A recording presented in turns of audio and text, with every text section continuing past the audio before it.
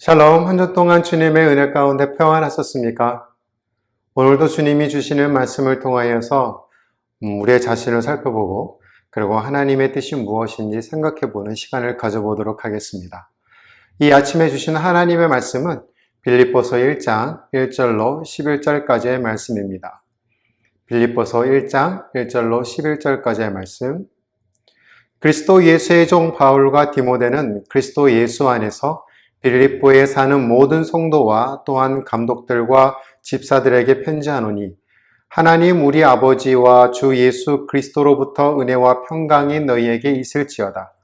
내가 너희를 생각할 때마다 나야 하나님께 감사하며 간구할 때마다 너희 무리를 위하여 기쁨으로 항상 간구함은 너희가 첫날부터 이제까지 복음을 위한 일에 참여하고 있기 때문이라.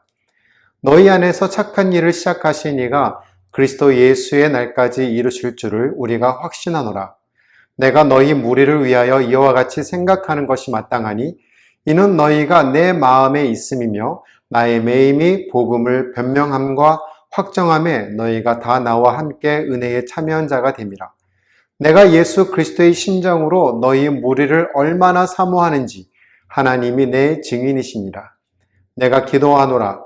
너희 사랑을 지식과 모든 총명으로 점점 더 풍성하게 하사 너희로 지극히 선한 것을 분별하며 또 진실하여 허물 없이 그리스도의 날까지 이루고 예수 그리스도로 말미암아 의의 열매가 가득하여 하나님의 영광과 찬송이 되기를 원하노라. 아멘. 이번 주부터 빌립보서를 본문으로 하는 강의를 시작하려고 합니다. 빌립보서를 참고하시기 위해 영상물을 링크를 하였습니다. 위쪽에요. 보시고 이 빌립보서가 어떠한 주제로 이루어지는지 어떤 배경에 있는지 살펴보시면 도움이 될 것 같습니다. 여러분이 잘 알다시피 빌립보서는 바울 서신 중에 하나이고 그 중에 옥중 서신으로 분류가 됩니다. 바울이 옥중에 있으면서 동유럽의 첫 번째로 개척한 빌립보 교회에 성교 편지를 보낸 것이 바로 빌립보서이죠. 이 빌립보 교회의 배경이 되는 것은 사도행전 16장에 잘 나와 있습니다. 한 절 한 절 살펴보도록 하죠. 16장 9절에 밤에 환상이 바울에게 보이니 마게도냐 사람 하나가 서서 그에게 청하여 이르되 마게도냐로 건너와서 우리를 도우라 하거늘 Come over to Macedonia and help us. 바울은 아시아에서 말씀을 전할 계획을 가지고 있었어요. 그러나 성령이 막으셨고 하나님께서 환상을 보여주심으로 인해 마게도냐, 동유럽의 첫 발을 디딛게 되었습니다.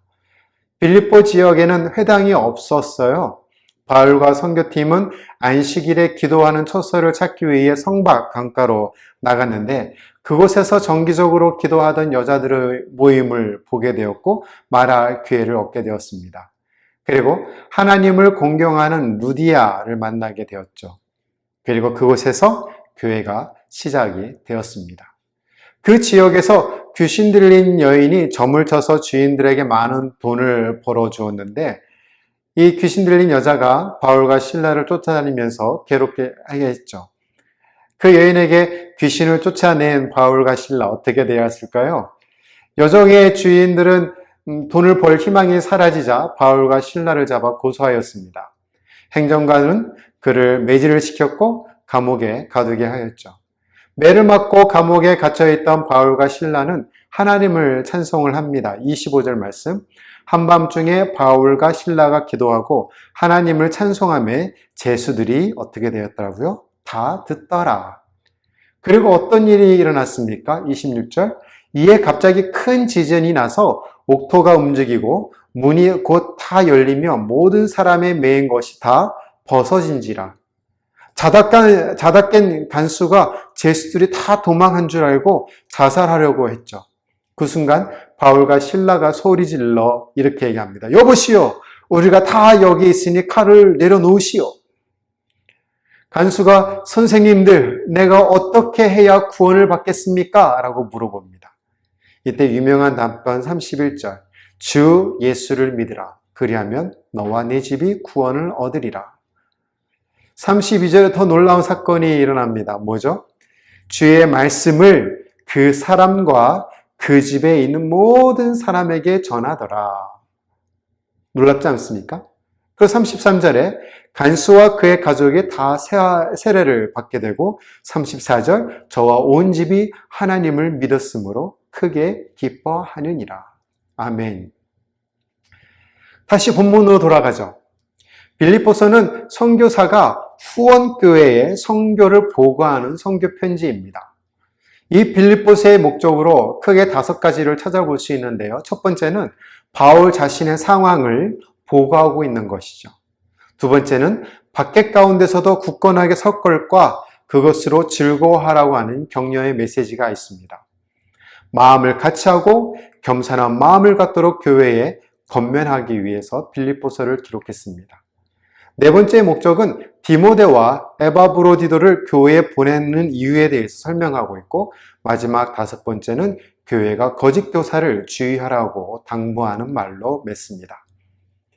빌립보는 로마 식민지였어요. 그리고 퇴역한 군인들이 많이 거주한 지역이었죠. 그 지역에 유대인들이 많지 않았음을 대변해주고 있는 내용들이 몇 가지가 있는데요. 첫 번째는 회당이 없다는 거였습니다. 기도처가 없어서 안식일에 바울과 실라가 기도하러 성박 강가로 간 것을 보면 알 수 있죠. 그리고 두 번째는 이 서신에서 바울은 구약 성경을 인용하지 않았어요. 왜냐하면 유대인이 없었으니까요. 다시 빌립보서를 정리하면 구약 성경을 인용하지 않은 서신입니다. 그리고 선교사의 감사 편지이고 그리스도인의 삶에 대해서 자기 겸손, 목표 지향적, 걱정하지 말 것, 모든 것이 가능하다는 내용의 그리스도의 삶에 대해서 기록했습니다. 그리고 신약에서 기쁨의 편지로 부르는 것이 바로 빌립보서예요. 기뻐하라, 기뻐하라, 기뻐하라. 20번이나 기록되어 있습니다.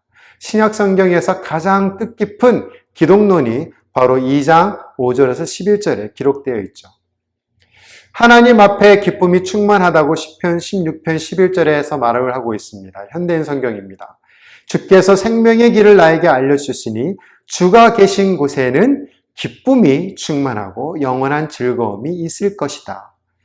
예수님께서 잔혹한 로마 십자가에 달려 죽으심에 가까우셨을 때에 요한복음 15장 11절에 이렇게 말씀하셨습니다. 내가 이것을 너희에게 이름은 내 기쁨이 너희 안에 있어 너의 기쁨을 충만하게 하려 함이라. 바울은 갈라디아서 이렇게 설명했죠.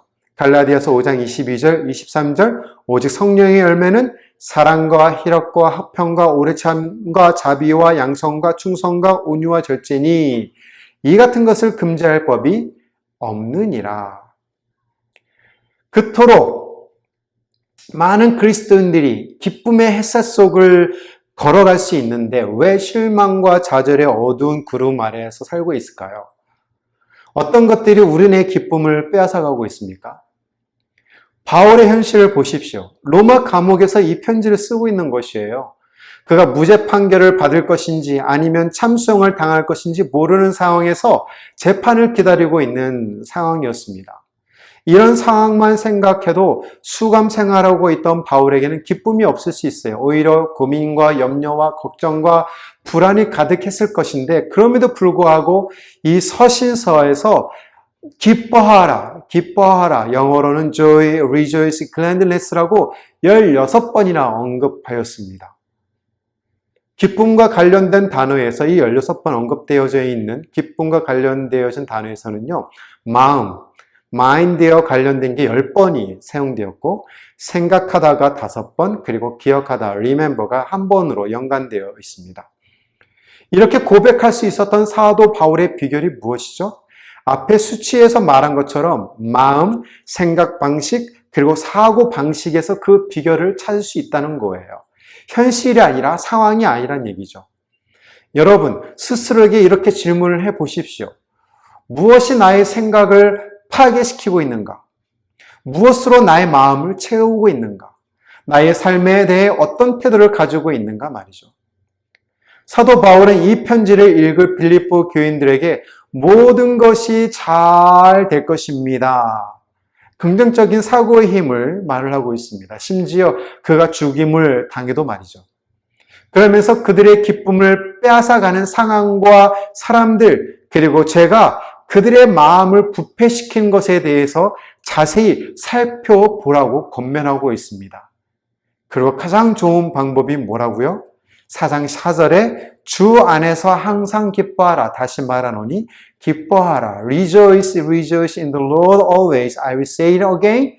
Rejoice. 사도 바울은 1절에서 이 서신의 수신자들을 밝히고 있습니다. 빌립보에 사는 모든 성도들과 감독들과 집사들이죠. 그리고 빌립보 성도들을 생각하며 강구하는 내용들이 오늘 본문인 1장 3절에서 11절까지 기록이 되어 있습니다. 사도 바울이 빌립보 교인들에게 감사하는 이유는 무엇이라고 말을 하고 있습니까? 3절로 5절까지의 말씀입니다.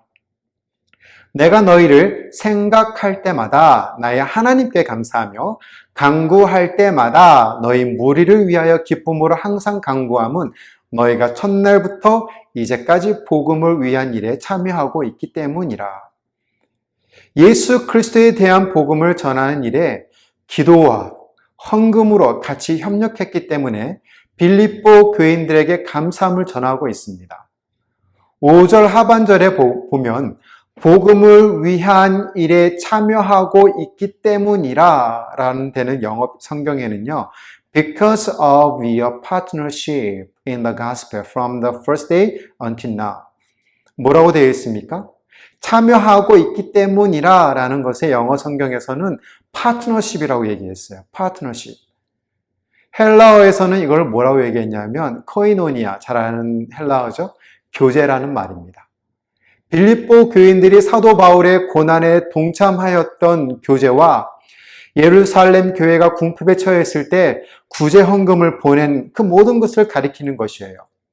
그런데 이러한 교제는 바울이 빌립보 지역을 처음 방문하여 선교하는 첫날부터 시작해서 사도행전 16장에 나온 것처럼 바울이 빌립보에 도착해서 복음 사역을 시작할 때 루디아를 만나서 그의 집을 개방하고 간수가 그의 집을 그를 친절하게 대접하고 음식을 제공했던 일들, 2차 전도 여행 시 바울이 데살로니가와 고린도에 있을 때 에바브로디도를 통해서 헌금을 보내었던 모든 일들.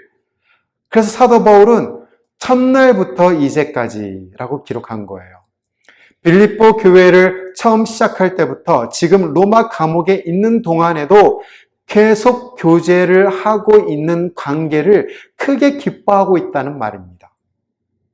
일반적으로 교제라고 하면 우리 이렇게 쉽게 생각하죠. 사교 모임이나 함께 식사하는 것들, 문화생활을 같이 하는 것 등을 생각합니다. 그러나 여기에 기록된 교제, 코이노니아, 파트너십은 사회적 상호작용의 그 시간 이상을 말을 하고 있는 거예요.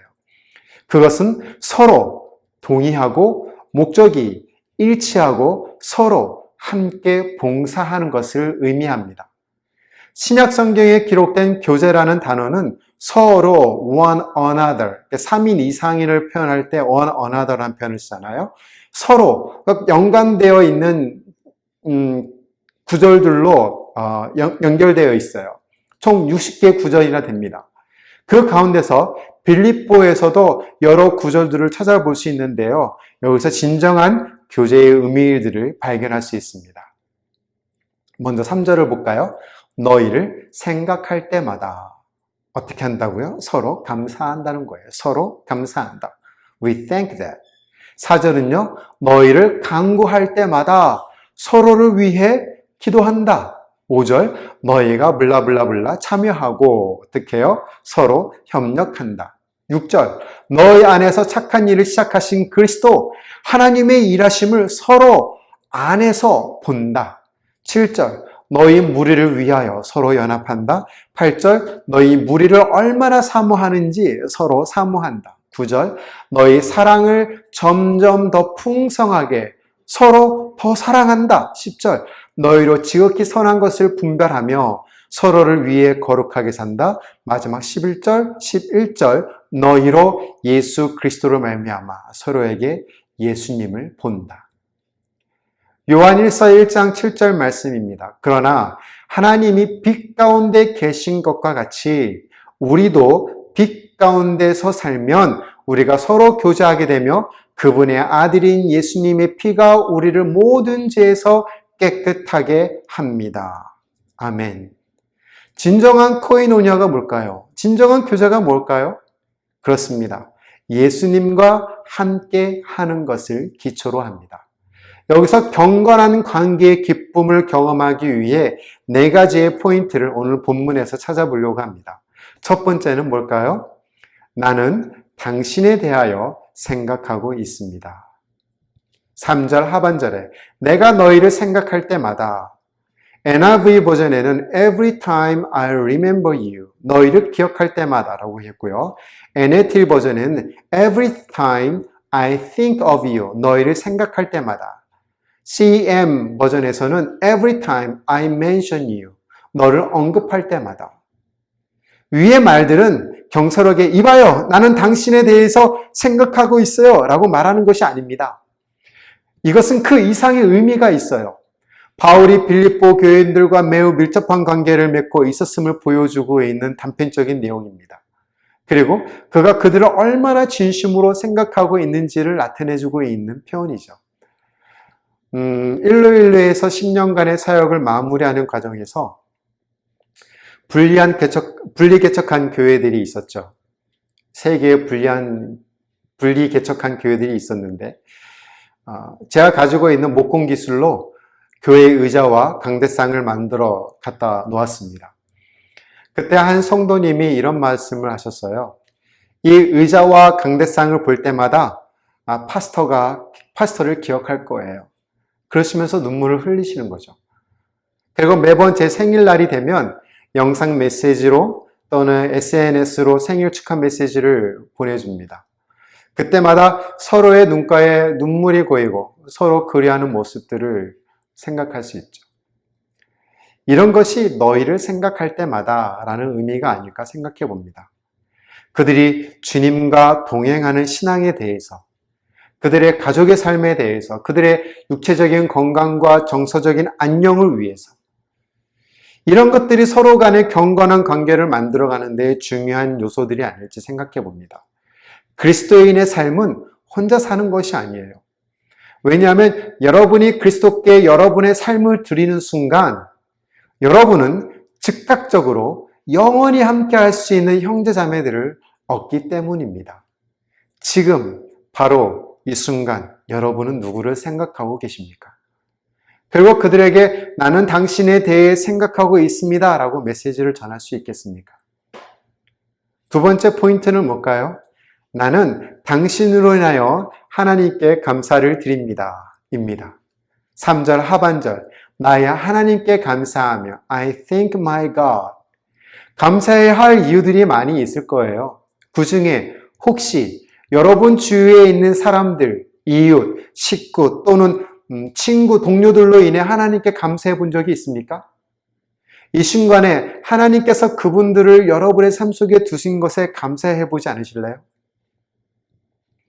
바울은 빌립보 교회 성도들에게 진심으로 감사했습니다. 왜냐하면 그들은 바울에 대한 그들의 사랑이 신실했기 때문입니다. 어떻게 해요? 5절입니다. 너희가 첫날부터 이제까지 복음을 위한 일에 참여하고 있기 때문이라. 복음을 전하는 일에 그와 동역하고 재정적으로 헌금으로 바울을 도왔습니다. 19절, 이것이 너희 강구와 예수 그리스도의 성령의 도우심으로 내 구원에 이르게 할 줄을 아는 거로 그들은 바울을 위해 중보하며 기도하였습니다. 바울은 교회의 성도들에 대해 감사할 일들이 많았어요. 마찬가지로 오늘을 살고 있는 저와 여러분들의 삶에 반드시 감사해야 할 사람들이 있을 것입니다. 지금 고마운 사람들은 누구인가요? 예배 후에 그분들에게 고맙다고, 감사하다고 사랑의 문자를 보내시면 어떨까요? 세 번째 포인트입니다. 나는 당신을 사모합니다. 예요. 8절입니다. 내가 예수 그리스도의 심장으로 너희 무리를 얼마나 사모하는지 하나님이 내 증인이시니라. 영어 성경에서는 I long for all of you 라고 표현을 했어요. 바울과 빌립보 교인의 관계는 단지 얕고 피상적인 관계가 아닙니다. 바울은 깊은 애정으로 그들을 몹시 그리워했어요. 예수님께서 사람들을 사랑하셨던 그 마음으로 말이죠. 그렇게 예수 그리스도의 심장으로 사랑할 수 있었던 것은 바울 안에서 성령이 역사하셨고 예수 그리스도가 바울이 가진 사랑의 중심이셨기 때문입니다. 마찬가지로 그리스도 안에서 형제 자매된 우리의 관계는 깊은 애정, 열정, 사모함이 필요합니다. 그 이유는요, 올바른 관계를 유지하기 위해서, 주님과 함께 성장하고 동행하기 위해서, 그리고 함께 봉사하기 위해서입니다. 여러분은 누구를 더 갈망하고 있습니까? 주님과 동행하는 모습을 보고 싶은 사람은 누구입니까? 마지막 네 번째 포인트입니다. 나는 당신을 위해 기도합니다. 9절로 11절까지의 말씀입니다. 내가 기도하노라. 너희 사랑을 지식과 모든 총명으로 점점 더 풍성하게 하사 너희로 지극히 선한 것을 분별하며 또 진실하여 허물 없이 그리스도의 날까지 이루고 예수 그리스도로 말미암아 의의 열매가 가득하여 하나님의 영광과 찬송이 되기를 원하노라. This is my prayer 라고 하면서 세 가지의 기도 제목들을 쭉 열거하고 있습니다.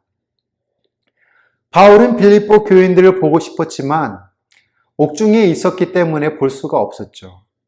그래서 그는 단지 기도하는 수밖에 없었습니다.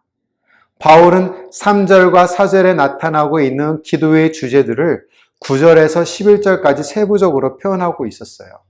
첫 번째 기도 제목은 너희 사랑을 풍성하게 하사 9절입니다. 너희 사랑을 지식과 모든 총명으로 점점 더 풍성하게 하사 Your love may abound more and more로 시작합니다. 여기서의 사랑은 어떤 특정한 사랑을 나타내는 것이 아니라 모든 면에서 나타나고 있는 보편적인 사랑입니다. 성령의 열매를 가리키고 있는 것이에요. 그런데 바울은 이런 사랑의 두 가지를 더 풍성하게 하기를 강구하고 있습니다. 뭐죠? 지식과 총명입니다. 이 지식은 그노시스, 안다는 거죠. 지식보다 더 진보된 단어예요. 다시 말씀드려서 그리스도인들이 지닌 하나님에 대한 지식을 얘기합니다. 하나님에 대한 지식이 더 풍성해지기를 원한다는 것이죠. 그리고 총명, 지혜로 번역할 수 있는데요. 지각적인 통찰력 또는 도덕적인 분별력을 나타내는 단어입니다. 지식과 총명 또는 지혜를 통해서 사랑은 보다 건전하고 온전해진다는 얘기죠. 두 번째 기도 제목은 10절에 있습니다. 너희로 지극히 선한 것을 분별하여 또 진실하여 허물 없이 그리스도의 날까지 이루고. 선한 것, 본래 헬라어에서 다르다, 뛰어나다라는 의미인데 여기서는 최선의 것이라고 기록되어 있어요. Be best. 분별하다라는 의미는 시험하여 증명하다는 의미입니다. 그래서 지역하면 중요한 것을 시험하여 분별하는 것이라고 우리가 번역할 수 있어요. 또 진실하여 태양빛이라는 단어와 판단하다는 단어의 합성어로 되어 있습니다. 그러니까 완전 순결한 태양빛으로 시험하다는 의미죠. 영어 성경에는 be pure라고 되어 있어요. 순결에 대해서 기록되어 있습니다. 허물 없이, blameless, 자르다에서 나오는 말로 손상되지 않은 의미를 가지고 있어요. 허물 없이. 다시 말씀드리면 사도 바울은 필립보 교인들이 그리스도께서 다시 오시는 재림의 날까지 하나님과 다른 사람들 앞에서 진실함과 정직함과 그리고 깨끗한 마음을 소유하며 행할 것을 기도하고 있다는 것입니다. 마지막 세 번째 기도 제목은 의의 열매가 가득하게 되는 것이에요. 11절 예수 그리스도로 말미암아 의의 열매가 가득하여 하나님의 영광과 찬송이 되기를 원하노라. Filled with the fruit of righteousness that comes through Jesus Christ, to the glory and praise of God. 예수 그리스도로 말미암는 의의 열매란 율법을 지킴으로 얻을 수 있는 것이 아닙니다. 현재의 삶 속에서 예수 그리스도께서 내재하시고 역사하심으로 성령의 열매를 맺는 것을 의미하는 것이에요. 빌립보 교인들이 다른 사람과의 관계에 있어서 성령의 열매를 가지고 행동할 것을 기도하는 것입니다. 그러나 이것은 하나님과의 관계없이 자기 노력으로만 얻을 수 있는 것이 아니에요. 하나님과 여러분 사이의 올바른 관계 속에서 하나님으로부터 오는 역사를 통해 맺게 되는 것입니다. 그래서 예수님의 내재하심과 성령의 역사를 통해 맺게 되는 의의 열매는 무엇이다? 하나님께 영광이 되는 것이죠. 그러므로 그리스도인들의 제일된 목적이 뭘까요? 하나님을 영화롭게 하는 것입니다. 그의 이름을 찬송하며 그와 더불어 영원토록 즐거워하는 것이죠. 바울은 서로를 위해 할 수 있는 가장 중요하고 가장 본질적이며 가장 사랑스러운 표현이 바로 기도하는 것임을 알고 있었습니다. 그러기에 사랑하는 빌립보 교인들을 위해서 기도하고 있는 것이죠. 때로는 직간접으로 여러 성도님들의 기도 제목과 또 지인들의 상황을 접할 때가 있습니다. 그래서 제가 할 수 있는 것은 기도뿐이네요 라고 말을 할 수밖에 없죠. 그때 아무것도 도움드리지 못하는 것에 대해서 제 자신에 실망할 때가 많습니다. 특히 선교지에 있다 보니 그분들을 만나서 위로하고 격려하는 일들을 할 수가 없어요. 그렇다 보니 더 많이 애타고 그래서 그분들을 위해 더 기도하게 됩니다. 누군가를 위해 기도하는 것은 그들을 위해 할 수 있는 엄청난 일임은 분명합니다. 그러기에 누군가를 위해 기도하는 힘과 영향력을 절대로 최소화하지 마십시오. 성 어거스틴은 이런 말을 했습니다. 기도는 하나님 앞에서 다른 사람의 행복을 위하여 중재하는 것이다 라고 말이죠. 하나님의 개입이 절실히 필요한 다른 사람을 대신하여 하나님께 간구하는 것입니다.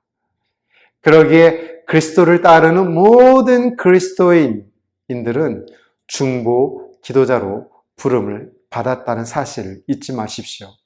저와 여러분 모두 다른 사람들을 위해 기도하도록 부름을 받았습니다. 사무엘상 12장 23절 상반절입니다. 나는 너희를 위하여 기도하기를 쉬는 죄를 여호와 앞에 결단코 범죄 아니하고. 누구를 위해 기도하고 계십니까? 만약 없으시다면 앞에서 생각하셨던 그분들에게 기도 제목을 받아서 그들을 위해 기도를 시작해 보십시오.